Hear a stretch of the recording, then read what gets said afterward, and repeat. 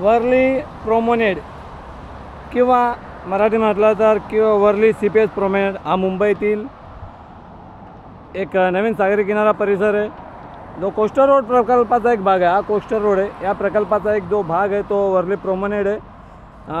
हा जो भाग आहे हा सागरी म्हणजे कोस्टल रोडच्या प्रकल्पाचा एक भाग म्हणून विकसित केला आणि हा 7.5 किलोमीटर लांबीचा प्रोमेनेड आहे।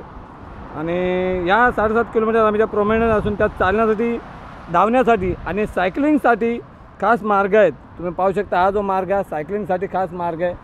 हा बघा, हा जो मार्ग आहे खास सायकलिंगसाठी आणि तुम्ही पाहू शकता सायकलिंग करताना मुलं जे तर सायकलिंग करत आहे, तुम्ही पाहू शकता सायकलिंगसाठी स्पेशल मार्ग आहे। याची वैशिष्ट्य असे की या प्रोमेनेडची एकूण लांबी सुमारे 5.25 किलोमीटर आहे।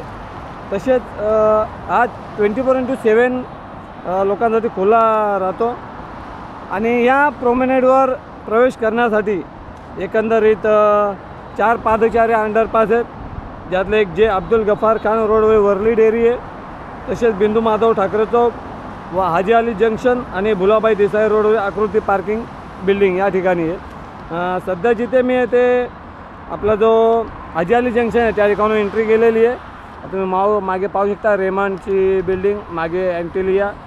तर एकंदरीत एक छोटीशी माहिती का आपल्याला या प्रोमेनेडचा फायदा असा की हा सागरी किनाऱ्याचा भाग आहे, जो सायकलिंगसाठी सुरक्षित मार्ग तयार करणार आहे। तुम्ही पाहू शकता हा जो मार्ग आहे सायकलिंगसाठीचा मार्ग आहे आणि हे ठिकाण पूर्वीच्याच वर्ली CPSच्या जागी विकसित करण्यात आलेले आहे। पुढे तुम्ही पाहू शकता समोर वर्ली सीलिंग दिसत आहे।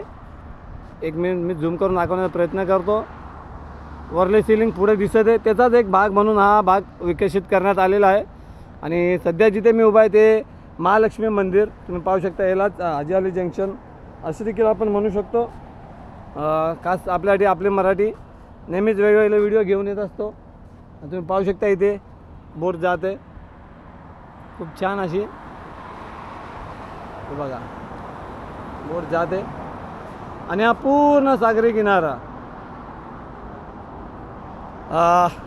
खास आपल्यासाठी मी नेहमीच वेगवेगळे व्हिडिओ घेऊन येतो असतो। आज देखील आलेलो आहे। आज जो आहे हा जो प्रोमेनेड जो रस्ता नवीन विकसित करण्यात आला कोस्टल रोड होता तो दाखवण्यासाठी आलेलो आणि आश्चर्याचा मोठा म्हणजे धक्का बसला, कारण इथे काही वर्षांपूर्वी काहीच नव्हतं आणि आज 15-20 वर्षांनी जेव्हा मी इथे आलो सर्व काही बदललेलं आहे। तुम्ही पाहू शकता नुसते ब्रिजेस अख्खे म्हणजे पूर्ण जे जाले विखुरले गेलेले जे उड्डाणपूल आहे तिकडून मिक्स करण्यात आले आहेत। किती उड्डाणपूल झालेत काही समजत नाही नक्की कुठून यायचं कुठून जायचं अशा प्रकारचं आहे। तुम्ही पाहू शकता बिल्डिंग आणि जे रस्ते यांचे झालं पूर्णपणे। हा कोस्टल रोड आहे आणि इथे महालक्ष्मी मंदिर आहे।